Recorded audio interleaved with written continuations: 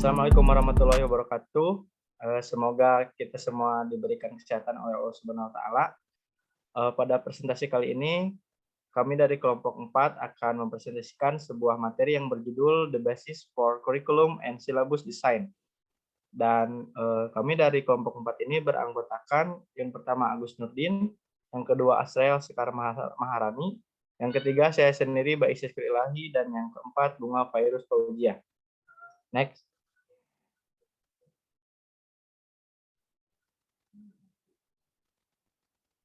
Next. Nah,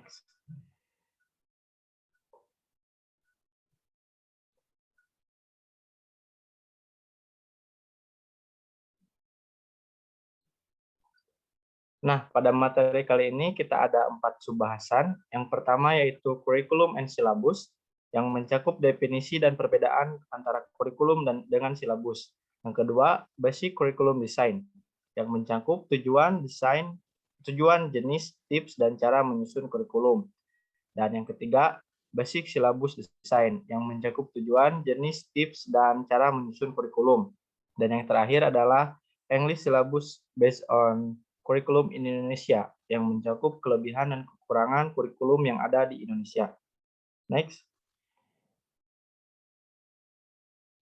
Baik, mungkin untuk pemaparan materi yang pertama akan disampaikan oleh Bunga. Silahkan, kepada Bunga saya persilahkan. Terima kasih kepada Saudara Bais. Di sini saya akan sedikit membagikan ilmu tentang kurikulum dan silabus. Yang pertama yaitu kurikulum. Dalam dunia pendidikan, kurikulum menjadi hal yang sangat penting. Tanpa adanya kurikulum yang tepat, para peserta didik tak akan memperoleh target pembelajaran yang sesuai. Seiring berkembangnya zaman, kurikulum dalam dunia pendidikan pun terus mengalami perubahan. Semuanya disesuaikan dengan kebutuhan peserta didik di eranya masing-masing. Dengan penyesuaian tersebut, diharapkan setiap peserta didik dapat menyesuaikan diri dengan baik di masyarakat kelak. Bagi kita yang bergelut di dunia pendidikan, tentu harus memahami apa itu kurikulum dan seluk-beluknya. Kurikulum berisi sekumpulan rencana, tujuan, dan materi pembelajaran, termasuk cara mengajar yang akan menjadi pedoman bagi setiap pengajar, agar bisa mencapai target dan tujuan pembelajaran dengan baik. Jika dilihat secara etimologis, kurikulum berasal dari bahasa Yunani, yaitu kurir, yang berarti pelari, serta kurer, yang berarti tempat berpacu. Dulu, istilah ini dipakai dalam dunia olahraga. Jadi, kurikulum dapat diartikan sebagai sebuah jarak yang mesti ditempuh seorang pelari supaya mendapat medali atau penghargaan lainnya. Kemudian, istilah kurikulum tersebut diadaptasi dalam dunia pendidikan.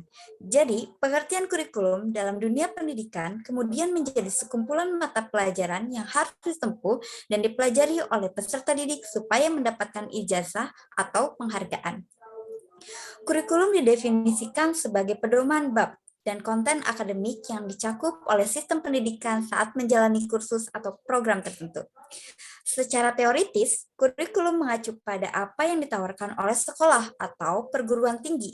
Namun, secara praktis memiliki ruang lingkup yang lebih luas yang mencakup pengetahuan, sikap, perilaku, cara, kinerja, dan keterampilan yang ditanamkan atau ditanamkan pada siswa. Kurikulum ini berisi metode pengajaran, pelajaran, tugas, latihan fisik, dan mental, kegiatan, proyek, bahan studi, tutorial, presentasi, penilaian, seri tes, tujuan pembelajaran, dan sebagainya. Kurikulum direncanakan dengan baik, dibimbing, dan dirancang oleh pemerintah atau lembaga pendidikan. Ini ditunjukkan untuk mengembangkan fisik dan mental seorang siswa. Kurikulum adalah keseluruhan pengalaman belajar yang dilalui siswa selama kursus studi tertentu. Kurikulum menjadi sangat penting untuk dimiliki setiap sekolah sebagai pedoman bagi para guru, terutama bagi sekolah-sekolah, di mana kurikulum akan menjadi pedoman dan memberikan arah dalam mengajar. Sesuai dengan pengertian kurikulum, yaitu sesuatu yang terencana, Maka, dalam dunia pendidikan, segala kegiatan siswa dapat diatur dengan sedemikian rupa, sehingga tujuan adanya pendidikan dapat tercapai. Bahkan, bisa dikatakan jika tidak ada kurikulum, maka pembelajaran di sekolah tidak bisa berjalan dengan baik, sebab segala sesuatu telah tertuang dalam sebuah kurikulum. Tentunya, dengan berbagai variasi dan adaptasi, maka tak heran pula jika seorang pakar bernama Besham tahun 1998 menyatakan bahwa kurikulum merupakan jantung dari pendidikan. Yang kedua adalah silabus. Silabus bersama dengan perangkat pembelajaran lainnya wajib dimiliki guru sebagai sarana untuk memudahkan pembelajaran mencapai tujuan yang diharapkan. Silabus menjadi pedoman dalam menyusun rencana kegiatan pembelajaran pada setiap mata pelajaran. Silabus merupakan seperangkat rencana serta pengaturan, pelaksanaan pembelajaran, dan penilaian yang disusun secara sistematis yang memuat komponen-komponen yang saling berkaitan untuk mencapai penguasaan kompetensi dasar. Silabus dapat juga diartikan sebagai penjabaran kompetensi inti dan kompetensi dasar ke dalam materi pokok atau pembelajaran, kegiatan pembelajaran, dan indikator pencapaian kompetensi untuk penilaian. Silabus didefinisikan sebagai dokumen yang terdiri dari topik atau bagian yang dicakup dalam subjek tertentu. Itu ditentukan oleh Dewan Ujian dan dibuat oleh para profesor. Para profesor bertanggung jawab atas kualitas kursus. Ini disediakan untuk para siswa oleh para guru, baik dalam bentuk cetak atau elektronik, untuk membawa perhatian mereka terhadap mata pelajaran dan mengambil pelajaran mereka dengan serius. Silabus dianggap sebagai panduan bagi penanggung jawab dan siswa. Ini membantu siswa untuk mengetahui tentang subjek secara rinci.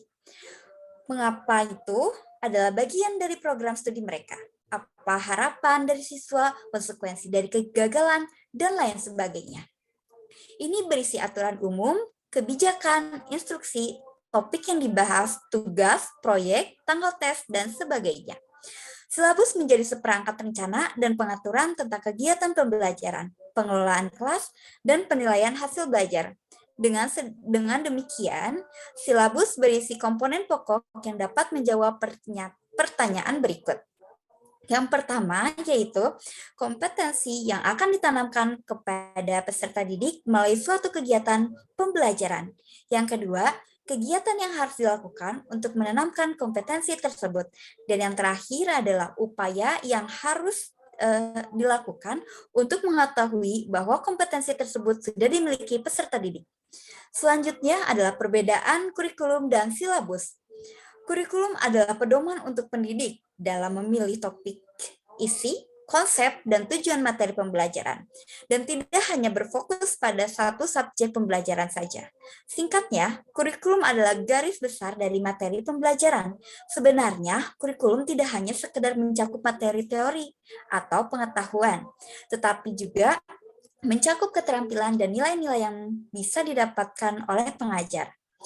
Contoh kurikulum yang digunakan oleh hampir semua sekolah di Indonesia adalah kurikulum 2013. Kurikulum sudah dirancang dan disusun sebaik-baiknya oleh lembaga pendidikan atau pemerintah.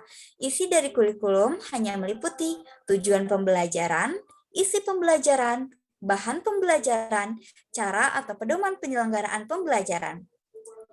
Sedangkan silabus adalah bagian dari kurikulum yang lebih detail dan spesifik. Silabus dibuat berdasarkan kurikulum oleh masing-masing pengajar untuk mendeskripsikan semua program dan kegiatan pembelajaran dalam sebuah subjek pelajaran. Dalam perkuliahan atau kursus, silabus diberikan kepada pelajar agar mereka mengetahui garis besar secara rinci tentang apa yang akan mereka pelajari selama periode pembelajaran ke depan nantinya. Ini membantu pelajar menjadi lebih siap dan punya cukup waktu untuk memahami materi secara mendalam. Isi dari silabus juga terperinci, yaitu ada isi atau materi pembelajaran, tujuan pembelajaran, kegiatan pembelajaran, sistem penilaian dan evaluasi, sumber belajar, tugas atau proyek, alokasi waktu.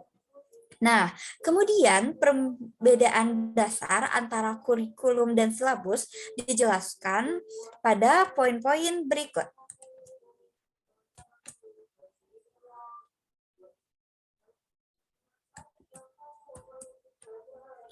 Yang pertama yaitu kurikulum mengacu pada konten keseluruhan yang diajarkan dalam sistem pendidikan atau kursus. Silabus digambarkan sebagai ringkasan dari topik yang dibahas atau unit yang akan diajarkan dalam mata pelajaran tertentu.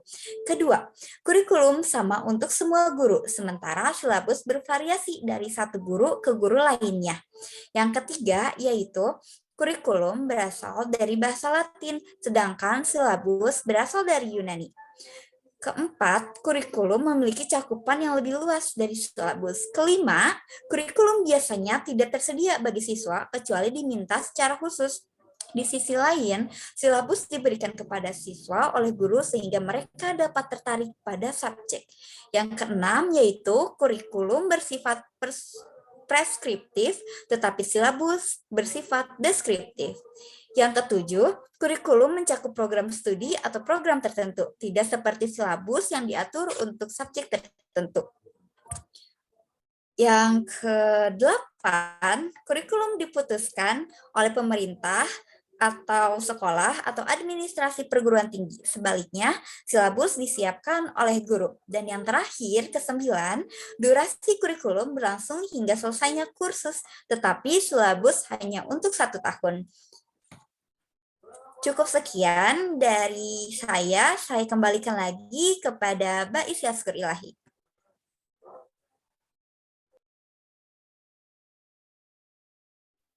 Baik, terima kasih kepada Bunga untuk pemaparan materinya. Selanjutnya yaitu ada basic kurikulum desain yang akan disampaikan oleh Agus. Silakan kepada Agus. Baik, terima kasih kepada moderator. Materi selanjutnya adalah mengenai basic curriculum design. Jadi pertama-tama yang kita bahas adalah desain kurikulum adalah istilah yang digunakan menggambarkan organisasi kurikulum yang bertujuan, disengaja, dan sistematis dalam kelas atau kursus. Dengan kata lain, ini adalah cara bagi guru untuk merencanakan pengajaran. Ketika guru merancang kurikulum, mereka mengidentifikasi apa yang akan dilakukan, siapa yang akan melakukannya, dan jadwal apa yang harus diikuti. Lalu selanjutnya adalah mengenai tujuan desain kurikulum. Guru merancang setiap kurikulum dengan tujuan pendidikan tertentu. Tujuan utamanya adalah untuk meningkatkan pembelajaran siswa, tetapi adalah alasan lain untuk menggunakan desain kurikulum juga. Misalnya, merancang kurikulum untuk siswa sekolah menengah dengan kurikulum sekolah dasar dan sekolah menengah membantu memastikan bahwa tujuan pembelajaran selaras dan saling melengkapi dari satu tahap ke tahap berikutnya. Jika kurikulum sekolah menengah dirancang tanpa memperhitungkan pengetahuan sebelumnya dari sekolah dasar atau pembelajaran masa depan di sekolah menengah, hal itu dapat menimbulkan masalah nyata bagi siswa. Lalu yang selanjutnya, next slide, adalah jenis desain kurikulum. Ada 3 tipe dasar desain kurikulum. Yang pertama adalah desain kurikulum berpusat pada mata pelajaran. Desain kurikulum yang berpusat pada mata pelajaran berkisar pada materi pelajaran atau disiplin tertentu. Misalnya, kurikulum yang berpusat pada mata pelajaran dapat berfokus pada bahasa Inggris. Jenis desain kurikulum ini cenderung berfokus pada subjek daripada individu. Ini adalah jenis kurikulum yang paling umum digunakan di sekolah negeri K-12 di negara bagian dan distrik lokal di Amerika Serikat. Pada desain ini, bahan atau isi kurikulum disusun dalam bentuk mata pelajaran yang terpisah-pisah. Misalnya, mata pelajaran bahasa Inggris, sejarah, matematika, kimia, fisika, biologi, dan sebagainya. Mata pelajaran itu tidak berhubungan satu sama lain. Pada pengembangan kurikulum di dalam kelas atau kebiasaan belajar mengajar, setiap guru hanya bertanggung jawab pada satu mata pelajaran yang diberikannya. Desain kurikulum yang berpusat pada mata pelajaran menggambarkan apa yang perlu dipelajari dan bagaimana itu harus dipelajari. Kurikulum ini adalah contoh desain yang berpusat pada mata pelajaran yang dapat distandarisasi di sekolah, negara bagian, dan negara secara keseluruhan. Dalam kurikulum inti dasar standar, guru diberikan daftar yang telah ditentukan sebelumnya tentang hal-hal yang mereka butuhkan untuk mengajar siswa mereka, bersama dengan contoh khusus bagaimana hal-hal ini harus diajarkan. Anda juga dapat menemukan desain yang berpusat pada mata pelajaran di kelas perguruan tinggi besar, di mana pengajar fokus pada mata pelajaran atau disiplin tertentu. Kelemahan utama dari desain kurikulum yang berpusat pada mata pelajaran adalah tidak berpusat pada siswa. Secara khusus, bentuk desain kurikulum ini dibangun tanpa memperhitungkan gaya belajar siswa. Hal ini dapat menyebabkan masalah dengan keterlibatan dan motivasi siswa dan bahkan dapat menyebabkan siswa tertinggal di kelas. Lalu selanjutnya adalah desain kurikulum berpusat pada peserta didik. Sebaliknya, desain kurikulum yang berpusat pada peserta didik mempertimbangkan kebutuhan, minat, dan tujuan setiap individu. Dengan kata lain, mengakui bahwa tidak seragam dan menyesuaikan dengan kebutuhan siswa tersebut. Desain kurikulum yang berpusat pada peserta didik dimaksudkan untuk memberdayakan peserta didik dan memungkinkan mereka untuk membentuk pendidikan mereka melalui pilihan. Mata pelajaran tidak disajikan secara terpisah, tapi mata pelajaran ini memiliki kedekatan atau dikelompokkan sehingga menjadi suatu bidang studi. Mengkorelasikan bahan atau isi materi kurikulum dapat dilakukan dengan beberapa pendekatan, yaitu yang pertama adalah pendekatan struktural. Dalam pendekatan ini, kajian atau pokok bahasan ditinjau dari beberapa mata pelajaran sejenis. Misalnya, kajian suatu topik tentang geografi tidak semata-mata ditinjau dari sudut geografi saja, akan tetapi juga ditinjau dari sejarah, ekonomi, atau mungkin budaya. Lalu yang selanjutnya adalah pendekatan fungsional. Pendekatan ini didasarkan pada pengajian masalah yang berarti dalam kehidupan sehari-hari. Dengan demikian, suatu topik dapat diambil dari mata pelajaran tertentu, tetapi diambil dari apa yang dirasakan perlu untuk anak. Selanjutnya, topik itu dikaji pada beberapa mata pelajaran yang keterkaitan, contohnya masalah kemiskinan ditinjau dari sudut ekonomi, geografi, dan sejarah. Lalu pendekatan yang terakhir adalah pendekatan daerah. Pada pendekatan ini, materi pelajaran ditentukan berdasarkan lokasi atau tempat, seperti mengkaji daerah ibu kota ditinjau dari keadaan iklim, sejarah, sosial budaya, ekonomi, dan sebagainya. Rencana instruksional dalam kurikulum yang berpusat pada peserta didik dibedakan, memberikan siswa kesempatan untuk memilih tugas, pengalaman belajar, atau kegiatan. Ini dapat memotivasi siswa dan membantu mereka tetap terlibat dalam materi yang mereka pelajari. Kekurangan dari bentuk desain kurikulum ini adalah padat karya. Mengembangkan pengajaran yang berbeda memberi tekanan pada guru untuk membuat instruksi dan menemukan materi yang kondusif untuk kebutuhan belajar setiap siswa. Guru mungkin tidak punya waktu atau mungkin kurang pengalaman atau keterampilan untuk membuat rencana semacam itu. Desain kurikulum yang berpusat pada peserta didik juga mengharuskan guru menyeimbangkan keinginan dan minat siswa dengan kebutuhan dan hasil yang diminta siswa, yang bukan merupakan keseimbangan yang mudah untuk diperoleh. Lalu selanjutnya adalah desain kurikulum berpusat pada masalah. Seperti desain kurikulum yang berpusat pada peserta didik, desain kurikulum yang berpusat pada masalah juga merupakan bentuk desain yang berpusat pada siswa. Kurikulum yang berpusat pada masalah fokus pada mengajar siswa bagaimana melihat suatu masalah dan menemukan solusi untuk masalah tersebut. Dengan demikian, siswa dihadapkan pada masalah kehidupan nyata yang membantu mereka mengembangkan keterampilan yang dapat ditransfer ke dunia nyata. Pada organisasi kurikulum yang menggunakan desain ini, tidak lagi menampakkan nama-nama mata pelajaran atau bidang studi. Belajar berangkat dari suatu pokok masalah yang harus dipecahkan. Masalah tersebut kemudian dinamakan unit. Belajar berdasarkan unit bukan hanya menghafal sejumlah fakta, akan tetapi juga mencari dan menganalisis fakta sebagai bahan untuk memecahkan masalah. Belajar melalui pemecahan masalah itu diharapkan perkembangan siswa tidak hanya terjadi pada segi intelektual saja, tetapi seluruh aspek seperti sikap, emosi, atau keterampilan. Dengan kurikulum yang berpusat pada masalah, meningkatkan relevansi kurikulum dan memungkinkan siswa untuk menjadi kreatif dan berinovasi saat mereka belajar. Kekurangan dari bentuk desain kurikulum ini adalah tidak selalu mempertimbangkan gaya belajar.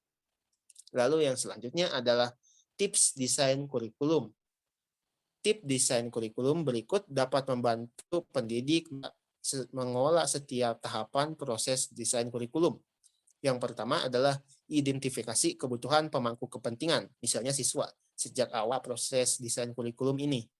Ini dapat dilakukan melalui analisis kebutuhan yang melibatkan pengumpulan dan analisis data yang berkaitan dengan peserta didik. Data ini mungkin mencakup apa yang sudah diketahui pelajar dan apa yang perlu mereka ketahui untuk menjadi mahir dalam bidang atau keterampilan tertentu. Ini mungkin juga mencakup informasi tentang persepsi pelajar, kekuatan, dan kelemahan. Lalu yang kedua adalah buat daftar tujuan dan hasil pembelajaran yang jelas. Ini akan membantu untuk berfokus pada tujuan yang dimaksudkan dari kurikulum dan memungkinkan Anda untuk merencanakan pengajaran yang dapat mencapai hasil yang diinginkan. Tujuan pembelajaran adalah hal-hal yang diinginkan guru untuk dicapai oleh siswa dalam kursus. Hasil belajar adalah pengetahuan, keterampilan, dan sikap terukur yang harus dicapai siswa dalam kursus. Selanjutnya adalah identifikasi kendala yang mempengaruhi desain kurikulum Anda. Misalnya, waktu adalah kendala umum yang harus diperhatikan. Hanya ada beberapa jam, hari, minggu, atau bulan dalam jangka waktu tersebut. Jika waktu tidak cukup untuk menyampaikan semua instruksi yang telah direncanakan, maka akan berdampak pada hasil pembelajaran. Selanjutnya adalah pertimbangkan untuk membuat peta kurikulum, juga dikenal sebagai matriks kurikulum, sehingga Anda dapat mengevaluasi dengan benar urutan dan koherensi instruksi. Pemetaan kurikulum memberikan diagram atau indeks visual dari suatu kurikulum. Menganalisis representasi visual dari kurikulum adalah cara yang baik untuk dengan cepat dan mudah mengidentifikasikan potensi kesenjangan, redundansi, atau masalah penyelarasan dalam urutan instruksi. Peta kurikulum dapat dibuat di atas kertas atau dengan program perangkat lunak atau layanan online yang dirancang khusus untuk tujuan ini. Selanjutnya adalah identifikasi mode pengajaran yang akan ditugaskan dalam kursus dan pertimbangkan bagaimana metode tersebut akan bekerja dengan gaya belajar siswa. Jika metode pembelajaran tidak kondusif untuk kurikulum, desain pembelajaran atau desain kurikulum perlu diubah sesuai dengan itu. Selanjutnya adalah tetapkan metode evaluasi yang akan digunakan di akhir selama tahun ajaran untuk menilai peserta didik, instruktur, dan kurikulum. Evaluasi akan membantu Anda menentukan apakah desain kurikulum berfungsi atau gagal. Contoh hal yang harus dievaluasi antara lain kekuatan dan kelemahan kurikulum dan tingkat pencapaian yang terkait dengan hasil belajar. Evaluasi yang paling efektif sedang berlangsung dan sumatif. Yang terakhir adalah ingatlah bahwa desain kurikulum bukanlah proses satu langkah. Perbaikan berkelanjutan adalah suatu kebutuhan. Desain kurikulum yang harus dinilai secara berkala dan disempurnakan berdasarkan data penilaian. Ini mungkin melibatkan perubahan desain pada pertengahan kursus untuk memastikan bahwa hasil pembelajaran atau tingkat kemahiran tertentu akan dicapai di akhir kursus. Lalu yang terakhir adalah cara menyusun kurikulum. Yang pertama adalah buat tujuan dari penyusunan kurikulum. Sebelum mulai merancang penyusunan kurikulum, sebaiknya awali dengan menjelaskan tujuan dari topik yang akan diberikan. Kedua aspek tersebut harus selalu ada ketika menyusun kurikulum dalam bentuk apapun juga. Topik harus disesuaikan dengan usia siswa dan lingkungan tempat diajarkannya kurikulum tersebut, baik untuk sekolah pendidikan formal, kursus, atau training perusahaan. Dalam penulisan tujuan pun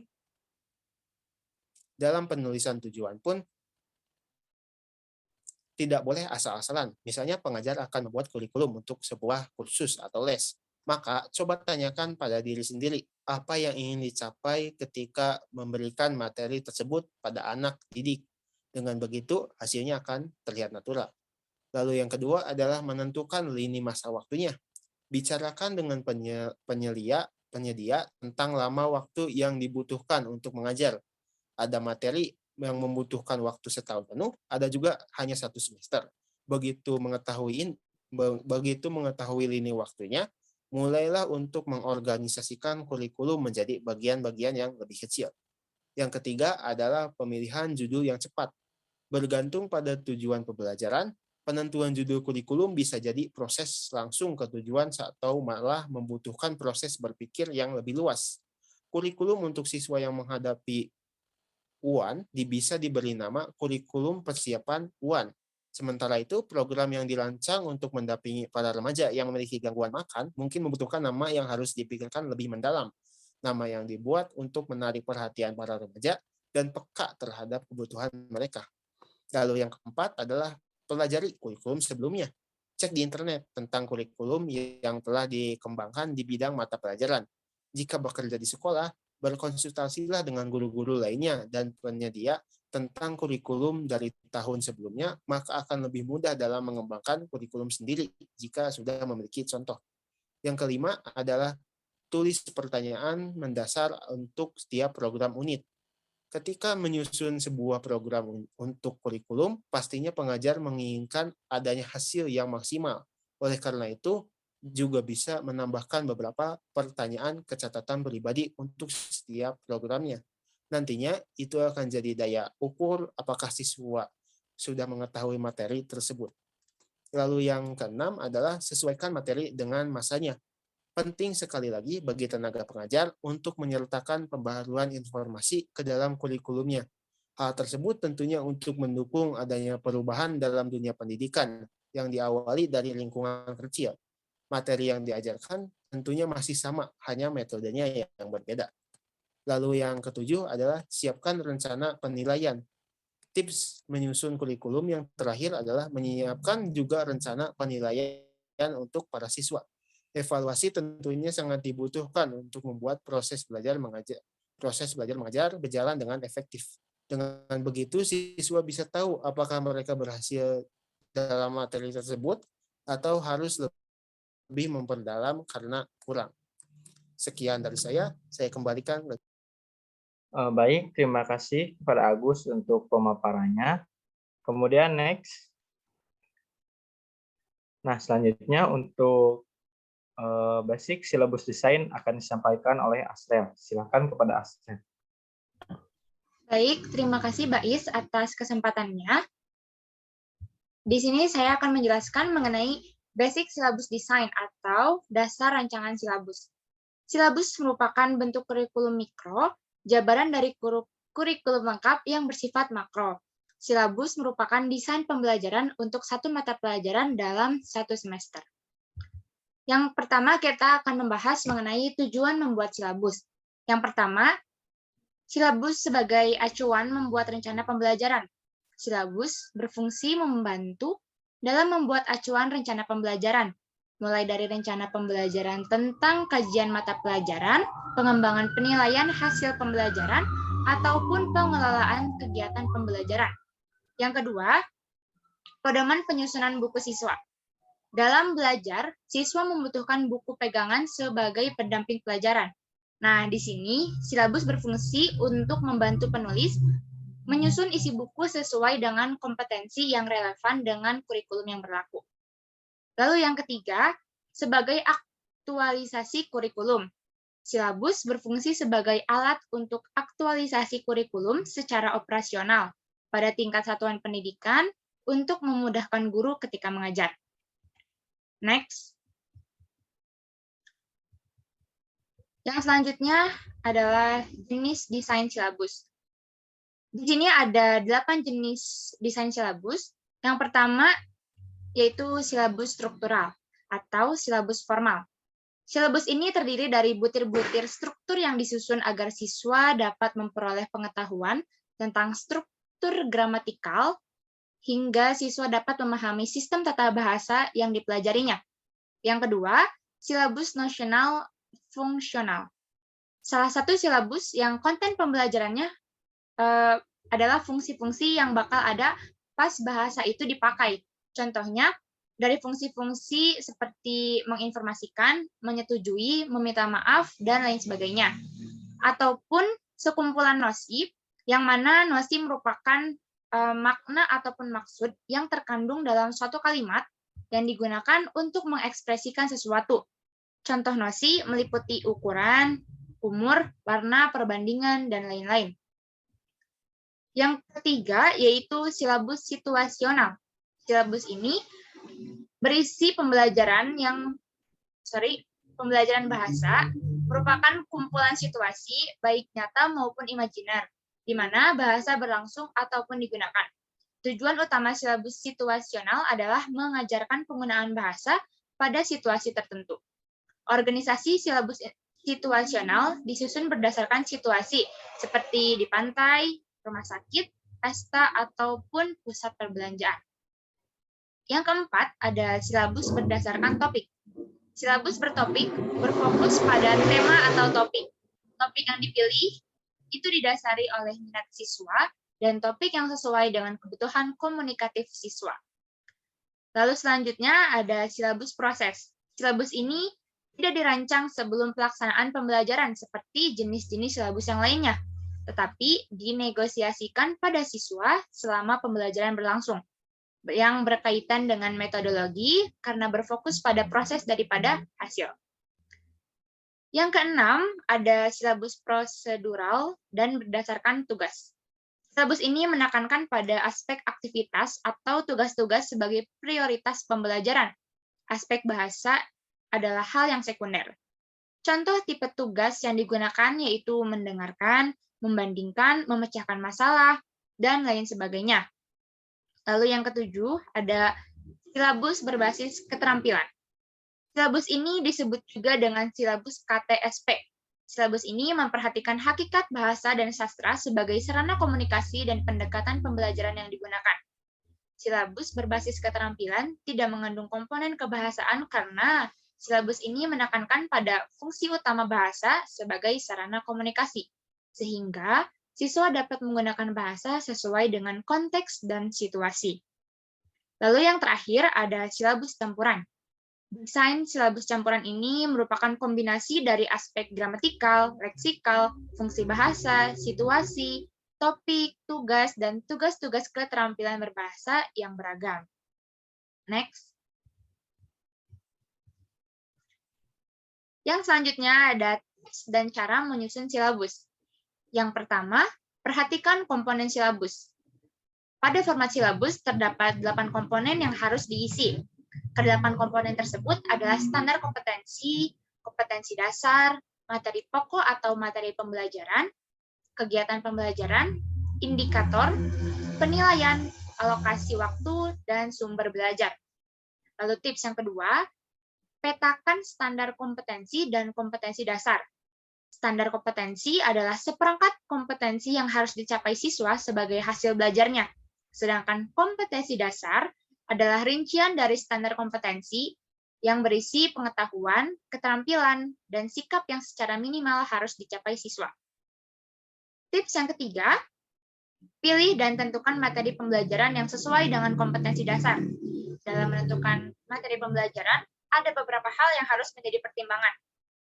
Hal-hal tersebut adalah potensi peserta didik, relevansi dengan karakteristik daerah, tingkat perkembangan fisik, intelektual, emosional, sosial, dan spiritual peserta didik, kebermanfaatan bagi siswa, struktur keilmuan, aktualitas, kedalaman, dan keluasan materi pembelajaran, relevansi dengan kebutuhan peserta didik, dan tuntutan lingkungan, serta alokasi waktu. Lalu tips yang keempat, yaitu merancang kegiatan pembelajaran semenarik mungkin, sehingga dapat memotivasi siswa untuk terus belajar. Tips yang kelima, tentukan indikator pencapaian agar lebih mudah merancang penilaian. Indikator itu penanda pencapaian kompetensi dasar. Setiap kompetensi dasar dikembangkan minimal menjadi 3 indikator. Indikator tersebut dapat mencakup sikap, pengetahuan, dan keterampilan. Yang selanjutnya ada tentukanlah jenis penilaian. Penilaian yang dilakukan untuk mengkaji ketercapaian kompetensi dasar dan indikator oleh peserta didik. Alat penilaian dapat menggunakan tes tertulis, tes lisan, proyek, dan lain sebagainya. Sebaiknya alat penilaian yang digunakan betul-betul menguji pemahaman peserta didik, bukan hanya sekedar hafalan. Yang selanjutnya ada alokasikan waktu kegiatan pembelajaran. Alokasi waktu yang dicantumkan pada silabus adalah perkiraan waktu rata-rata bagi peserta didik untuk menguasai kompetensi dasar. Hal-hal yang perlu diperhatikan adalah tingkat kesulitan, keluasan, dan tingkat kepentingan materi. Jangan lupa mengalokasikan juga waktu untuk tes atau ulangan, remedial, dan cadangan. Langkah yang terakhir yaitu tentukanlah sumber belajar yang akan digunakan. Penentuan sumber belajar didasarkan pada standar kompetensi, kompetensi dasar, materi pembelajaran, kegiatan pembelajaran, dan indikator pencapaian kompetensi. Sumber belajar tidak harus berupa buku, tetapi bisa juga website, video, dan lain sebagainya. Gunakanlah sumber belajar yang bervariatif agar peserta didik tidak merasa bosan. Next. Di sini kita ada contoh silabus pembelajaran dari KTSP. Seperti yang tadi sudah saya jelaskan, di sini ada standar kompetensi yang mana merupakan target pencapaian inti dari silabus.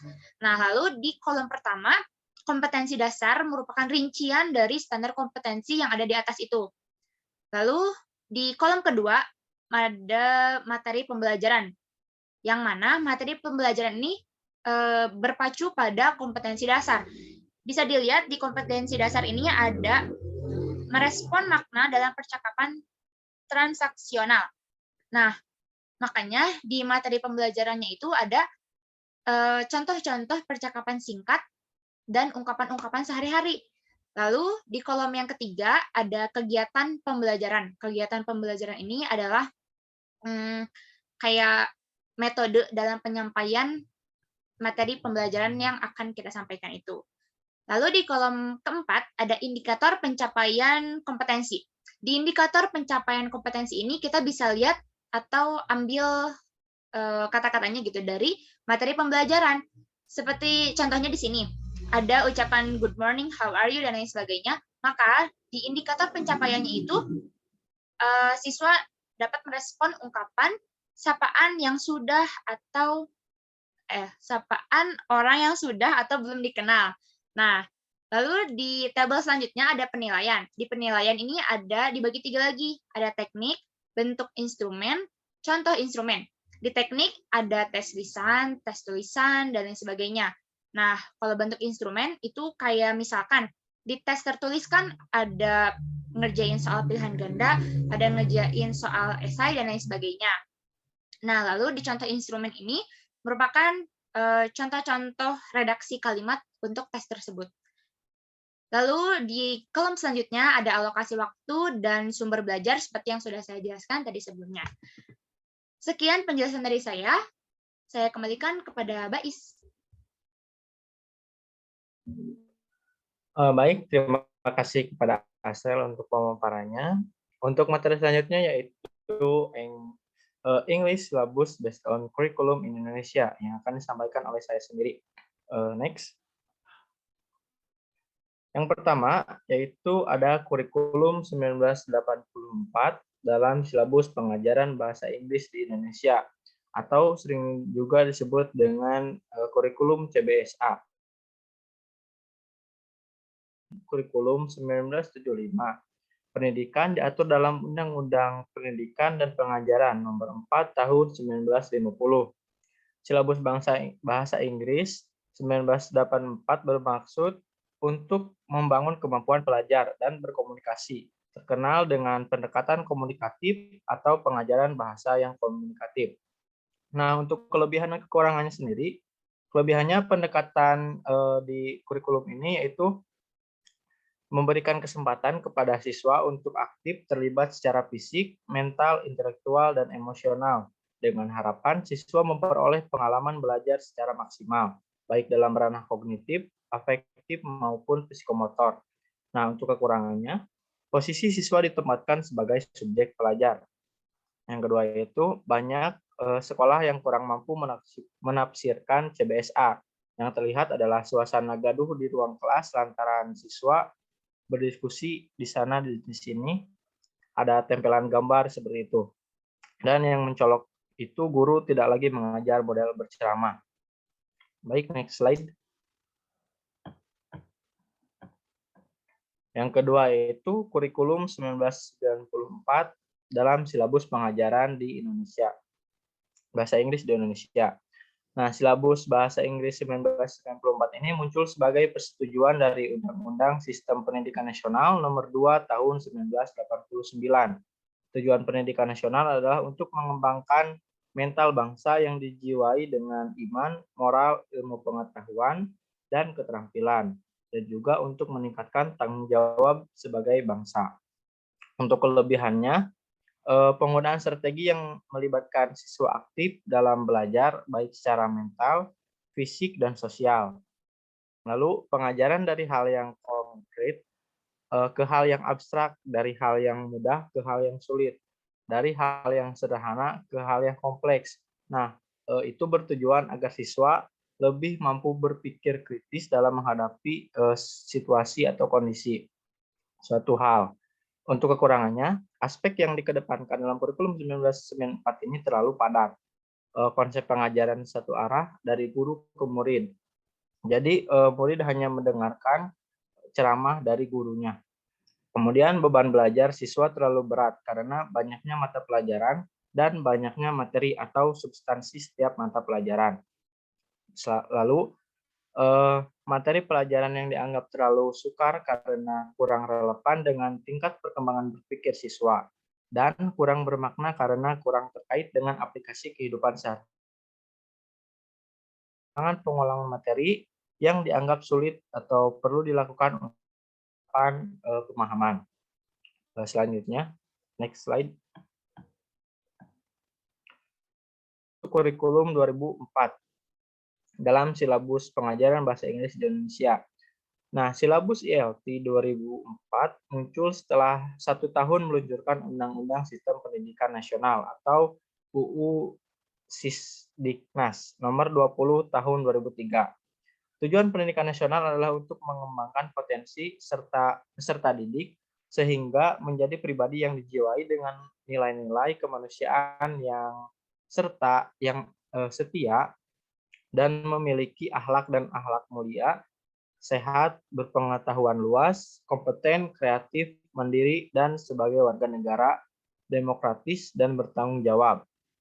Nah, untuk kelebihannya dalam pembelajaran adanya komunikasi dua arah antara guru dan siswa. Jadi pada kurikulum 2004 ini sekarang siswa tidak hanya mendengarkan tetapi juga aktif berpendapat. Kemudian pembelajaran berpusat pada siswa. Yang ketiga, penggunaan pendekatan dan metode yang bervariasi. Jadi tidak membosankan kepada siswanya. Yang keempat, sumber belajar yang bervariasi. Untuk kekurangannya, kurangnya sumber manusia yang potensial dalam penjabaran KBK. Dengan kata lain, masih rendahnya kualitas seorang guru karena dalam KBK, seorang guru dituntut untuk lebih kreatif dalam menjalankan pendidikan. Lalu kritik bertebaran karena beban pelajar siswa dinilai terlalu berat. Lalu berbagai kepentingan kelompok-kelompok masyarakat juga mendesakkan agar isu-isu tertentu masuk dalam kurikulum. Alhasil kurikulum 1994 menjelma menjadi kurikulum super. Pendidikan penguasaan materi atau content oriented juga memberatkan siswa. Next slide. Yang keempat itu ada kurikulum 2006 atau sering juga disebut dengan KTSP. Dalam silabus pengajaran bahasa Inggris di Indonesia. Dalam konteks ILT, kurikulum ini membantu siswa Indonesia sebagai pelajar IFL atau English as Foreign Language. Karena proses belajar mengajar akan lebih memperhatikan linguistik, budaya, keragaman, agama, dan perbedaan potensial lainnya di antara individu. Faktanya, KTSP bertujuan untuk meningkatkan kompetensi komunikatif siswa. Nah, untuk kelebihannya, dalam pembelajaran adanya komunikasi dua arah antara guru dan siswa. Jadi pada kurikulum ini masih menganut pembelajaran dua arah, tidak seperti di kurikulum yang sebelumnya. Yang kedua, pembelajaran berpusat pada siswa. Yang ketiga, penggunaan pendekatan dan metode yang bervariasi. Lalu sumber belajar yang bervariasi. Nah, ada tambahan lagi pada kurikulum ini, yaitu seorang guru benar-benar digerakkan menjadi manusia yang profesional, yang menuntut kekreatifan. Untuk kekurangannya, minimnya sosialisasi dan kesiapan sarana prasarana pendukung pendidikan, terutama kesiapan guru dan sekolah untuk menyusun serta mengembangkan kurikulum sendiri. Lalu next slide. Nah, yang terakhir yaitu kurikulum 2013 dalam pengajaran bahasa Inggris di Indonesia. Pada tahun 2013, Kementerian Pendidikan Indonesia membuat kurikulum 2013 yang baru. Ketika kurikulum ini diterapkan, banyak pro dan kontra muncul. Tahun 2013 diyakini menjadi kurikulum yang dapat membantu peserta didik untuk lebih aktif dan kritis dalam belajar bahasa Inggris sebagai bahasa asing, yaitu kelebihannya, siswa lebih dituntut untuk aktif, kreatif, dan inovatif dalam setiap pemecahan masalah. Adanya penilaian semua aspek, munculnya pendidikan karakter, dan pendidikan budi pekerti. Lalu adanya kompetensi yang sesuai dengan tuntutan, fungsi, dan tujuan pendidikan nasional. Buku dan kelengkapan dokumen disiapkan lengkap sehingga memicu dan memacu guru untuk membaca dan menerapkan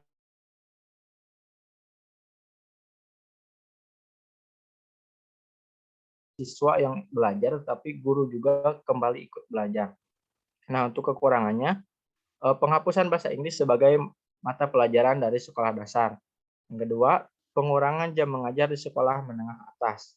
Lalu, pengurangan isi bahan ajar, jenis teks, dan kegiatan bicara. Lalu, penambahan eksplisit poin tata bahasa, dan yang terakhir, integrasi semua kemampuan bahasa. Next. Ya mungkin segitu materi yang dapat kami sampaikan.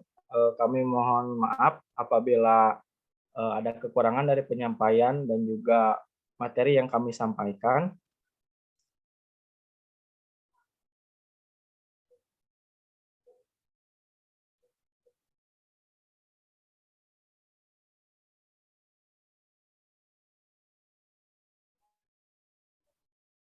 Untuk itu kami ucapkan terima kasih. Wassalamualaikum warahmatullahi wabarakatuh.